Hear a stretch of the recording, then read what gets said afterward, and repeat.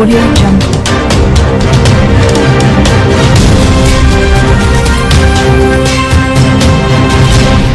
Audio Jungle. Uttarandhra ప్రజల ఆరాధ్య దైవం భక్తుల పాలిట కల్పవల్లి శ్రీ కనక మహాలక్ష్మి అమ్మవారిని మాజీ మంత్రి భీమిలి నియోజకవర్గం కూటమి ఎమ్మెల్యే అభ్యర్థి గంటా శ్రీనివాసరావు దర్శించుకున్నారు. మరి కొద్ది గంటల్లో ఎన్నికల ఫలితాలు రానున్న నేపథ్యంలో ఆయన అమ్మవారికి ప్రత్యేక పూజలు చేశారు. అనంతరం గంటా శ్రీనివాసరావు మీడియాతో మాట్లాడుతూ ఎన్నో ఏళ్ల నిరీక్షణ ఫలితం రేపు రాబోతుందన్నారు. 5 ఏళ్లుగా రాష్ట్ర ప్రజలు పడుతున్న కష్టాలకు రేపటి ఫలితాలతో మోక్షం లభించబోతుందన్నారు. ఎగ్జిట్ పోల్ సర్వేలన్నీ ఏకపక్షంగా కూటమిదే విషయం అని చెప్పాయన్నారు. ప్రజల్లో వైసీపీ ప్రభుత్వంపై కసి పెరిగిందని చెప్పారు. ఎంత త్వరగా ఈ ప్రభుత్వాన్ని తరిమేయాలనే కసి ఓటర్లలో స్పష్టంగా కనిపించిందని తెలిపారు. ఇతర రాష్ట్రాల నుండి కూడా బస్సులో ట్రైన్లలో వేలాడుతూ ఓట్లు వేసేందుకు వచ్చిన పరిస్థితులు ఉన్నాయని, అత్యధిక మెజార్టీదైన పోలింగ్ శాతం ప్రజల నాడికి సంకేతం అన్నారు.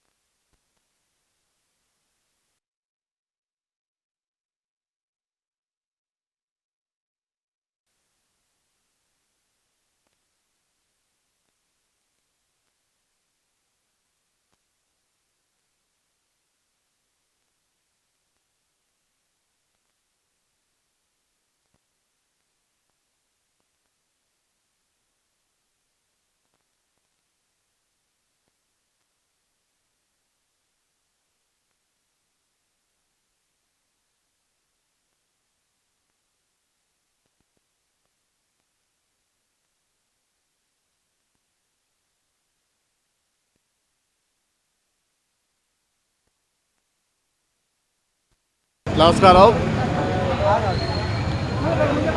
ఈరోజు అందరికీ నమస్కారం. ఈరోజు విశాఖపట్నం ఎలవేల్పు మనందరం కూడా ఎంతో ఆరాధించే కనక మహాలక్ష్మి అమ్మవారి యొక్క దర్శనం చేసుకొని ఆ తల్లి ఆశీస్సులు తీసుకోవడం జరిగింది. మరి ఎన్నో ఏళ్ల నిరీక్షణకి ఫలితం రేపు మనం చూడబోతా ఉన్నాం. 5 సంవత్సరాలుగా ఈ రాష్ట్ర ప్రజలు పడిన కష్టాలకి, ఇబ్బందులకి అన్నిటి కూడా రేపు ఫలితం ద్వారా మోక్షాలు లభించబోతా ఉంది.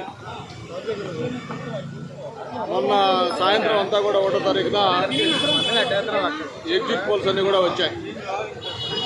మొత్తం దాదాపు నేషనల్ లెవెల్ సర్వేస్ కానీ, లేకపోతే స్టేట్ లెవెల్లో సర్వేస్ కానీ, దాదాపు అన్నీ కూడా ఏదో ఒక 4-5 సంస్థలు తప్ప మిగతా అన్ని సంస్థలు కూడా ఏకపక్షంగా ఈ కూటమికే విజయం అని చెప్పని స్పష్టమైన ఎగ్జిట్ పోల్స్ ఇవ్వడం జరిగింది.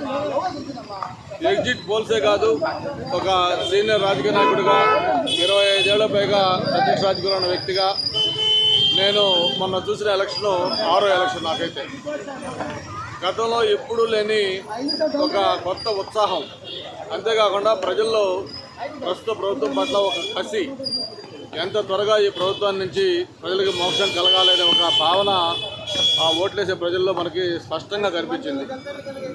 మరి పోస్టల్ బ్యాలెట్స్ కావచ్చు, లేదు పక్క రాష్ట్రాలు తెలంగాణ కానీ, లేకపోతే చెన్నై కానీ, కర్ణాటక కానీ, వేరు వేరు ప్రాంతాల నుంచి బస్సుల్లో ట్రైన్లో ఏలాడుతూ టోల్ గేట్ల దగ్గర ట్రాఫిక్లు జామ్ అయ్యే విధంగా వచ్చిన ప్రజలు కానీ, అంతేకాకుండా పోలింగ్ రోజు మార్నింగ్ 7 గంటలకి పోలింగ్ అయితే 6 గంటల నుంచే క్యూలో నిలబడ్డ తీరు కానీ, వీటన్నిటికి మించి అత్యధిక పోలింగ్ శాతం 81.6% పోలింగ్ శాతం కానీ, ఇవన్నీ కూడా ప్రజల యొక్క నాడికి ఒక ఇండికేటర్స్గా ఉన్నాయి.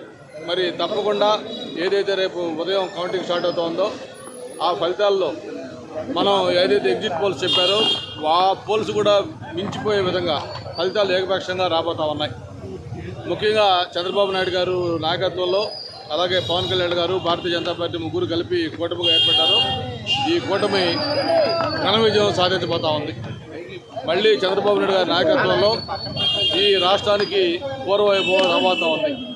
ప్రత్యేకంగా ఈ సందర్భంగా పవన్ కళ్యాణ్ గారి గురించి కూడా మనం అభినందించాలి. మరి ఆయన చేసిన త్యాగం కూడా రేపు ఎన్నికల్లో కీలక పాత్ర పోషించబోతా ఉంది. ముఖ్యంగా చంద్రబాబు నాయుడు గారు లాంటి ఒక సీనియర్ నాయకుడు, ఆయన యొక్క అనుభవం, ఆయన గతంలో ముఖ్యమంత్రిగా పనిచేసిన తీరు, ఇవన్నీ కూడా ప్రజలు మళ్ళీ కోరుకోవడంతో రేపు జరిగే ఫలితాల్లో ఏకపక్షంగా కూటమి విజయం సాధించబోతుందని చెప్పి కూడా తెలియజేసుకుంటూ, మరి ఇక్కడ విశాఖపట్నం పార్లమెంట్లో 7 అసెంబ్లీ కాన్స్టిట్యూషన్లో 7కు 7 కూడా తెలుగుదేశం పార్టీ, అలాగే కూటమి అభ్యర్థులు కలబోతా ఉన్నారు. అలాగే ఎంపీ కూడా భారీ మెజార్టీతో కలబోతా ఉన్నారు. విశాఖపట్నం మొత్తం కూడా స్వీప్ చేయబోతుందని చెప్పి కూడా మనం చేస్తూ ఉన్నాడు. ఆ తల్లి ఆశీస్సులు మనందరిపైన ఉండాలని మరొక్కసారి కోరుకుంటూ, విశాఖపట్నానికి ఉజ్వలమైన భవిష్యత్తు కొత్త ప్రభుత్వం ఉంటుందని చెప్పి కూడా ఆశిస్తా ఉన్నాం.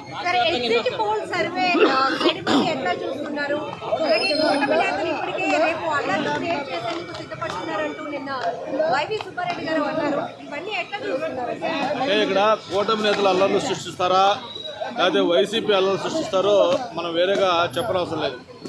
మొన్న ఏదైతే ఈరోజు ప్రభుత్వంలో అన్నీ తానే వ్యవహరిస్తున్న సజ్జల రామకృష్ణారెడ్డి గారు మాట్లాడిన మాటలు చూశారు. ఎవరైతే కౌంటింగ్కి వెళ్తున్నారో ఏజెంట్లు, రూల్స్ పాటించేవాళ్ళు ఏజెంట్కి వెళ్ళొద్దు, వాదించేవాళ్ళు వాళ్ళు మాత్రం ఏజెంట్కి వెళ్ళండి అని చెప్పి, గొడవలు పెట్టుకునే వాళ్ళు ఏజెంట్కి వెళ్ళండి అని చెప్పిన సజ్జల రామకృష్ణారెడ్డి గారి మాటల్లో అంతరార్థం ఏమిటో మనకు తెలుసు. కాబట్టి వాళ్ళకి ఎలాగూ గవర్నమెంట్ రావట్లేదు, ఎలక్షన్లో ఘోరంగా ఓడిపోతా ఉన్నాం కాబట్టి ఏదో ఒక విధంగా అల్లర్లు సృష్టించే సరే ఈ ఎన్నికల్లో ప్రశాంతంగా సాగకుండా ఉండాలని వాళ్ళ ప్రయత్నం మనం ఆల్రెడీ చూసాం. ఒక ఎమ్మెల్యే, సాక్షాత్తు ఎమ్మెల్యే పల్నాడులో పెద్దిల రామకృష్ణారెడ్డి గారు ఈవీఎంని ఎలా బూత్లోకి వెళ్ళి ధ్వంసం చేశాడు. జనరల్గా మన ఇంతకుముందు చూసేవాళ్ళు, వాళ్ళు అలుచూర్లు చేసేవాళ్ళు. అటువంటిది ప్రభుత్వంలో డైరెక్ట్గా పరితెగించి ఎమ్మెల్యే స్వయంగా ఈవీఎంని ధ్వంసం చేసిన విషయం కూడా మనం చూసాం. కాబట్టి ఎలక్షన్ కమిషన్ కూడా స్పష్టంగా ఆదేశాలు ఇచ్చింది.